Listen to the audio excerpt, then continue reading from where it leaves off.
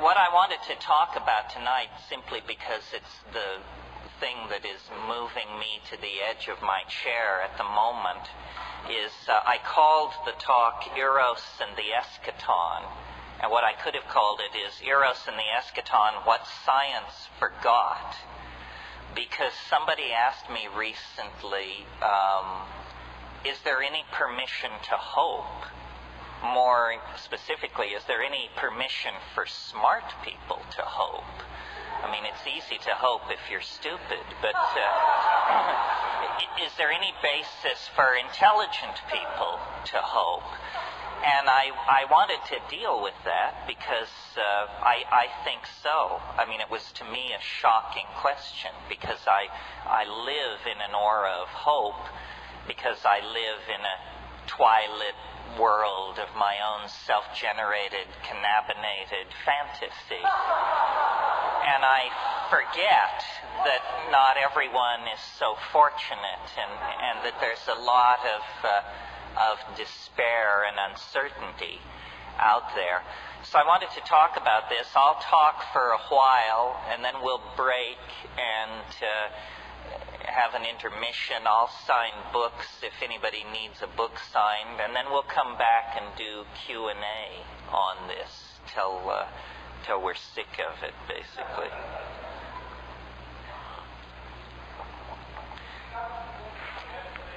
Yeah, and if there's a technician adjusting this, help me out a little bit. Eros and the Eschaton. These are the two areas that I think compromise the old paradigm and give permission to hope. And strangely, neither of these words is that well known, which gives you a measure of how completely the dominator position has squelched, subverted, and downplayed any opposition to its worldview.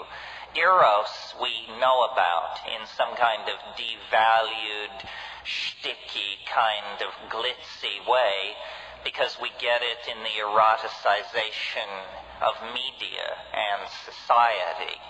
But really what Eros means in the Greek sense is a kind of unity of nature, a kind of all-pervasive order that bridges one ontological level to another.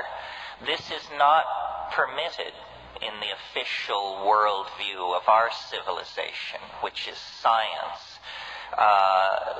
The world of inorganic chemistry is not thought to make any statement about the organic world, and the organic world is not thought to be extrapolatable into the world of culture and thought. There are imagined to be clear breaks in these categories. I had a biologist tell me once, if genes aren't involved, it ain't evolution.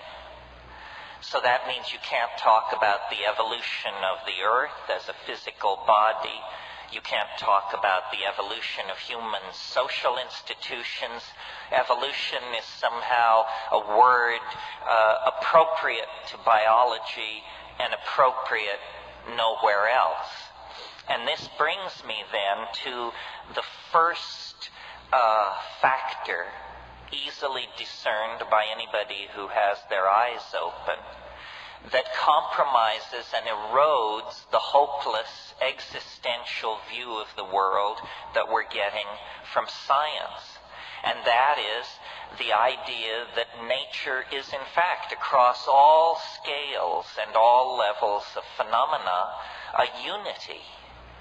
It's not a coincidence that electrons spinning around an atomic nucleus and planets going around a star and star clusters orbiting around the gravitational center of a galaxy, it's no coincidence that these systems exhibit the same kind of order on different scales. And yet science would say that is a coincidence.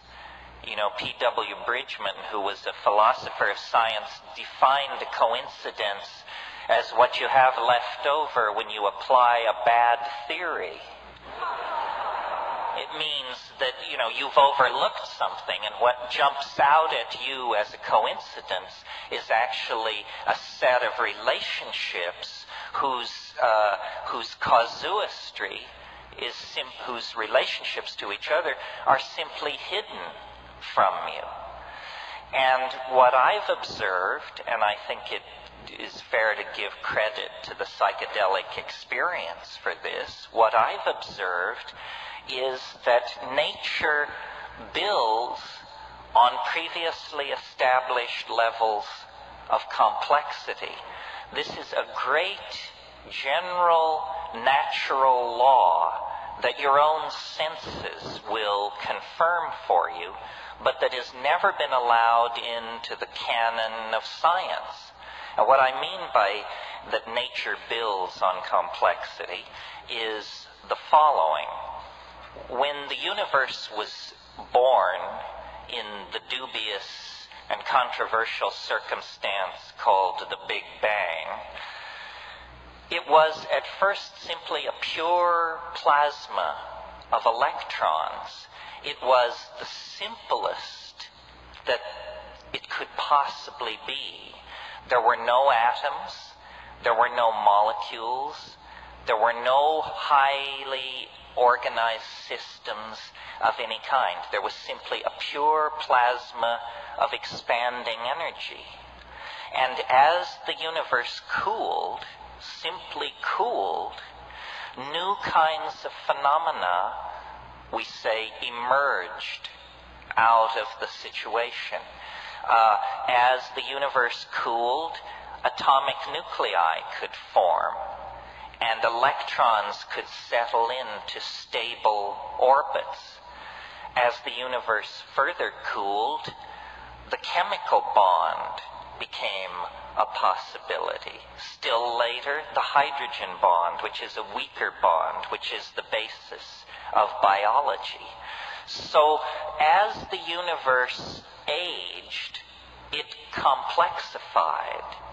This is so obvious that it's never really been challenged, but on the other hand, it's never been embraced as a general and dependable principle either. Follow it through with me. Out of atomic systems come chemical systems. Out of chemical systems comes the covalent hydrogen bond, the carbon bond, complex chemistry that is prebiotic or organic. Out of that chemistry come the macrophysical systems that we call membranes, gels, charge transfer complexes, this sort of thing.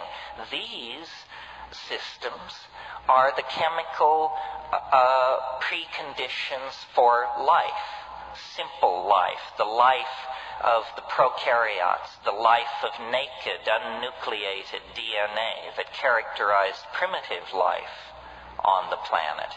Out of that life come eukaryotes, nucleated cells, and then complex colonies of cells, and then cell specialization, leading to higher animals, leading to social animals, leading to complex social systems, leading to technologies, leading to globe-girdling, electronically based, information transfer-oriented cultures like ourselves.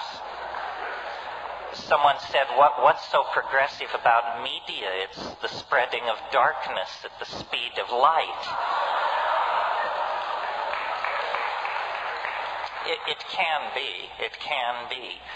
Well, so this is very interesting, that apparently the way the universe works is upon a platform of previously achieved complexity, chemical, electrical, social, biological, whatever, new forms of complexity can be built that cross these ontological